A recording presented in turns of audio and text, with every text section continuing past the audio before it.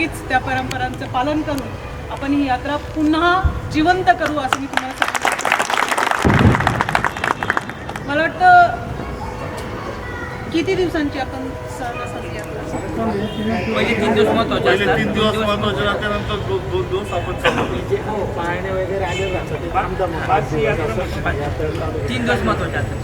मग आपण ह्यावेळेस थोडंसं त्याचं टाईम पिरियड वाढून 7 दिवस करूयात का? त्याचं कारण असं आहे की मला 2 ज्या गोष्टी आहे आपल्या कुठल्या तरी संस्कृतींना ज्या विसर पडत चाललेल्या आहेत त्या 2 गोष्टींचं प्रकर्षाने याच्यामध्ये समावेश करून घ्यावासा वाटतो. जसं तुम्ही सांगितलं की सोमघाटांचा जो कार्यक्रम असतो तो एक तर यात्रेचा जीवच असतो, प्राण असतो. पण मला असं वाटतं कारण देवीची यात्रा आहे, 1 दिवस पूर्ण नांदगाव शहरातल्या आणि आसपासच्या सगळ्या ग्रामीण महिलांसाठी जोगव्याचा कार्यक्रम इथे 1 दिवस पूर्ण त्याच्यासाठी सुंदर असेल तो कार्यक्रम आणि सर्व महिलांना आपण त्या दिवशी आमंत्रित करून तो दिवस पर्टिक्युलर आपण महिलांसाठी डेडिकेटेड ठेवू. त्याशिवाय मला खरंच म्हणजे कल्पना नव्हती की तुम्ही सर्व मिळून माझं नाव ह्या अध्यक्षपदासाठी सजेस्ट कराल. पण मला अण्णांनी सांगितल्याप्रमाणे या वर्षीचा यात्रोत्सव स्पेशल बनवण्यासाठी काहीतरी छान घडतंय आणि काहीतरी छान होतंय असं म्हणजे मला अनिल भाऊंनी सांगितल्याप्रमाणे आपण आता इतिहासात न जाता आपण म्हणतो की घराला रंगरंगोटी केल्यानंतर आपल्याला ते नवीनपणाचं येतच काहीतरी. मंदिराची झाली आहे रंगरंगोटी, आपल्या आतल्या विचारांची पण थोडी रंगरंगोटी करून या यात्रोत्सवाची आपण 2 तारखेला सुरुवात करत आहोत. या यात्रोत्सवाचा आता आपल्या सगळ्यांचा आटोपल्यानंतर जी हिंदू पंच कमिटी आहे आणि उपस्थित जेवढे मान्यवर आहेत त्यांच्या अनुमतीनेच आपण त्यांचं नियोजन व्यवस्थितपणे करूया. गावातल्या प्रत्येक नागरिकाने, प्रत्येक सुजाण नागरिकांनी, सुज्ञ नागरिकांनी या यात्रेत सहभागी होऊन या यात्रेची शोभा वाढवायची आहे.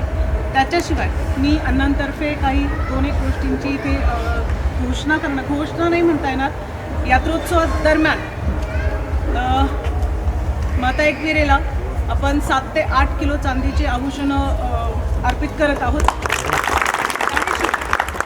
शेवटच्या दिवसाची सांगता ही महाप्रसादाने होईल ह्या वर्षापासून. ज्यांना महाप्रसादाचा मानकरी व्हायचं असेल त्यांनी पुढच्या वर्षापासून आपापलं निवेदन द्यायला सुरुवात करूया. ह्या वर्षी अण्णासाहेबांपासून आपण सुरुवात करूया. म्हणजे ह्या वर्षीची शेवटच्या दिवसाचा जो महाप्रसाद आहे तो अण्णांकडनं असणार आहे, आमदाराकडनं. आणि 1 दिवस तो जोपायचा आहे त्याची मला वाटतं तुमच्या सर्वांकडनं मला अनुमती हवी आहे.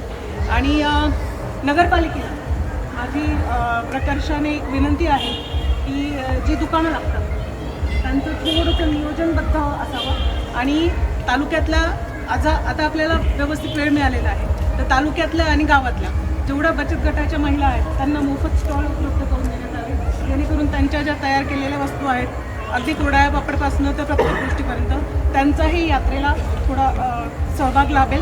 आणि सुंदर एक बाजार 7 दिवसांचा आपल्या सर्वांना बघायला मिळेल. नक्कीच तुमच्या सर्वांच्या